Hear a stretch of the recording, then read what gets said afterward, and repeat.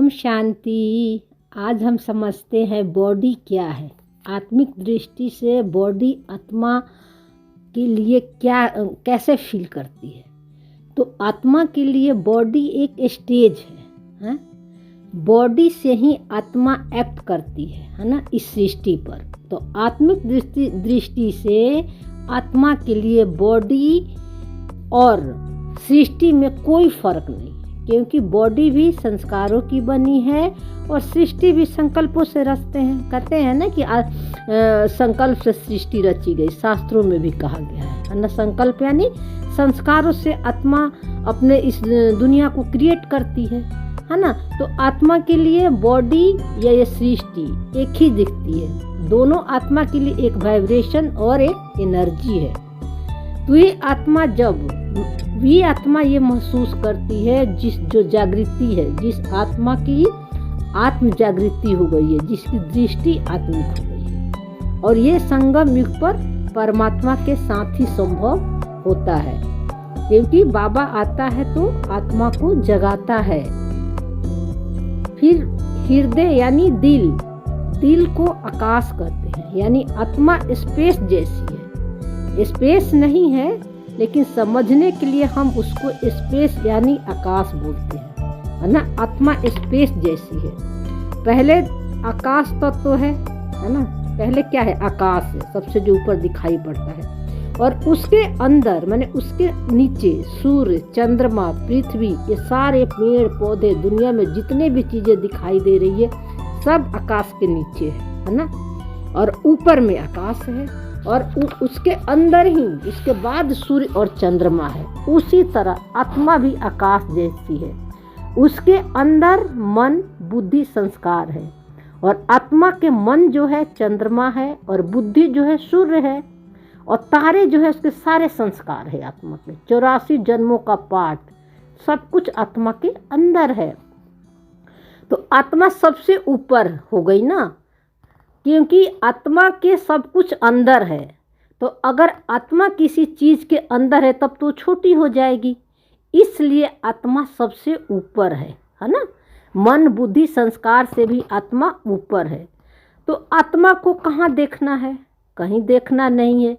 मेरे दृष्टि से तो आत्मा को कहाँ देखना है? आत्मा को कहीं देखना नहीं है। ये पक्का करना है कि मैं हूँ ही आत्मा हूँ।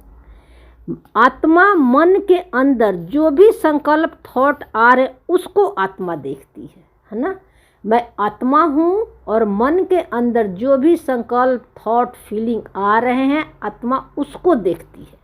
तो देखना किसको है? अपने संकल्पों को, और अपने आत्मा को नहीं देखना है। आत्मा के लिए ये पक्का करना है कि मैं हूँ ही आत्मा।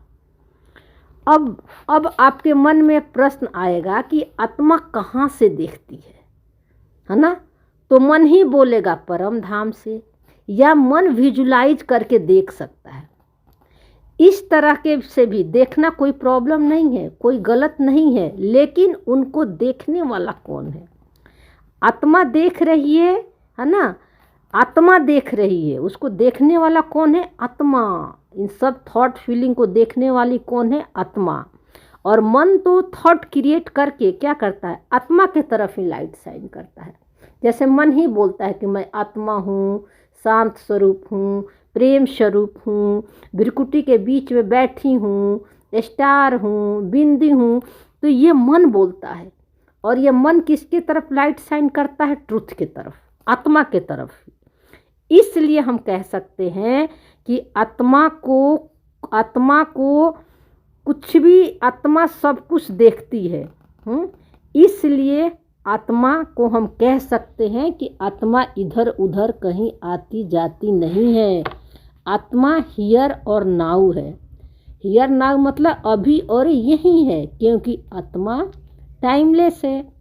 आत्मा समय और स्पेस आत्मा के लिए नहीं होता है। आत्मा के लिए टाइम और कोई खास जगह नहीं होता है ना।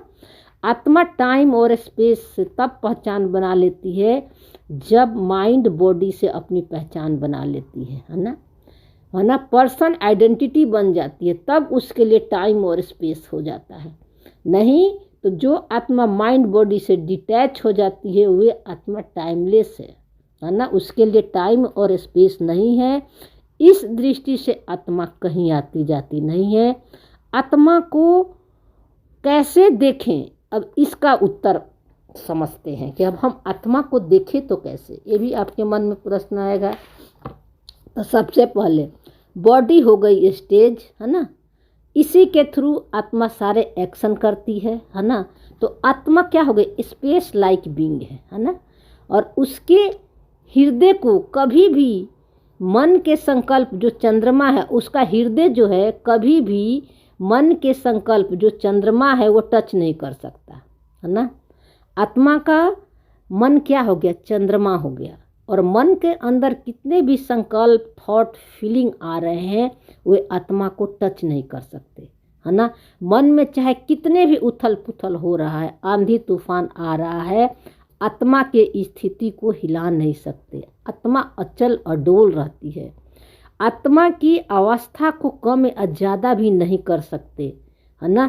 इसलिए आत्मा का जो मन है उसको मून बोलते हैं। और मून क्या होता है, मून भी घटता बढ़ता है ना। उसकी अपनी लाइट नहीं होती है, वो सूर्य से लाइट लेती है मून, ठीक है ना। उसका अपना प्रकाश नहीं होता है, इसलिए मून कभी घटता है और बढ़ता है। इसी तरह मन के संकल्प, मन की अवस्था कभी ऊंची और कभी नीची होती है, इसलिए हम मन को मून कहते हैं। और फिर आत्मा, और आत्मा की जो बुद्धि है ना, आत्मा की जो बुद्धि है उससे वो सूर्य के समान है। तो सूर्य क्या करता है, सबको लाइट देता है ना। किसी भी कोई भी पृथ्वी पर चीज़ हो, बिना भेदभाव के सब पर एक समान लाइट शाइन करता है। उसी प्रकार बुद्धि मन के जिस संकल्प के ऊपर लाइट शाइन करेगी तो उसका एक इमेज तैयार हो जाता है ना।